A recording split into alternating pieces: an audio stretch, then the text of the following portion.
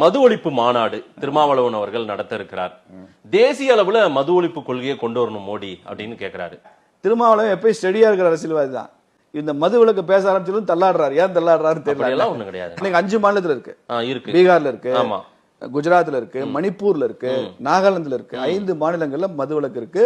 அந்த மாநிலங்கள்ல தமிழ்நாட்டுல பண்ண சொல்லுங்க. அதுதான் சார், மாநில அளவுல பண்ணிட்டாங்க. தமிழ்நாட்டுக்கும் மற்ற மாநிலங்களுக்கும் உள்ள ஸ்பெஷல் சொல்றேன். மற்ற இப்ப கர்நாடகால மது இருக்கு, சரி, அங்க எப்பயுமே இருக்கு. மது விலக்குன்னு ஒண்ணு வந்ததே இல்ல. கேரளாவுல இருக்கு, எப்பயுமே மது. பாண்டிச்சேரியில இருக்கு, எப்பயுமே இருக்கு. தமிழ்நாட்டுல மட்டும்தான் ஓமந்தூரார் வந்து மது விலக்கு கொண்டு வந்தார் தமிழ்நாடு முழுக்க.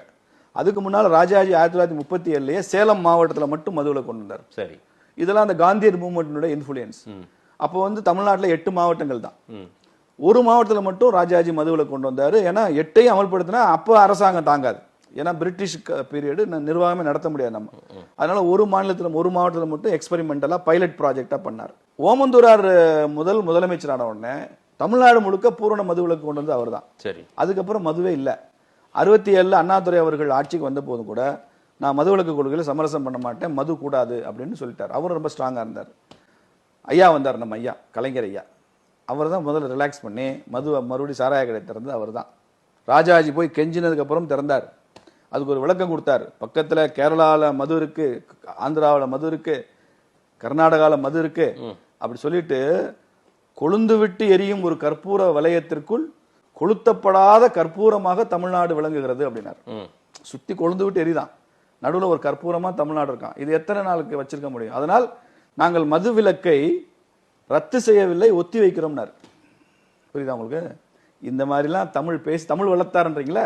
இந்த மாதிரிலாம் தமிழ்ல வர்ணனைகள் கொடுத்து எல்லாரையும் சாராயம் குடிக்க வச்சது அவர் தான்.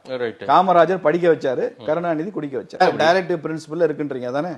ஆமா, டைரக்டிவ் வழிகாட்டு நெறிமுறைகள் இருக்கு. வழிகாட்டு நெறிமுறைகள்ல இருக்கிற எல்லாத்தையும் நிறைவேற்றுறதுக்கு ஒத்துக்க சொல்லுங்க, பண்ணிடும்.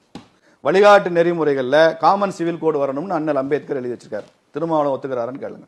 வழிகாட்டும் நெறிமுறைகள்ல பாபா சாஹேப் அம்பேத்கர் அவர்கள் எதையெல்லாம் சொல்லியிருக்கிறாரோ அதையெல்லாம் நிறைவேற்றுவோம், பார்லிமெண்ட்ல சட்டம் போட்டு அண்ணன் திருமாவளவன் சொல்லுங்க. ஏன் கொல்லுன்னா வாயை திறக்கிறீங்க, கடிவாளம்னா வாய முடிக்கிறீங்க? இது பிரச்சனை சார்.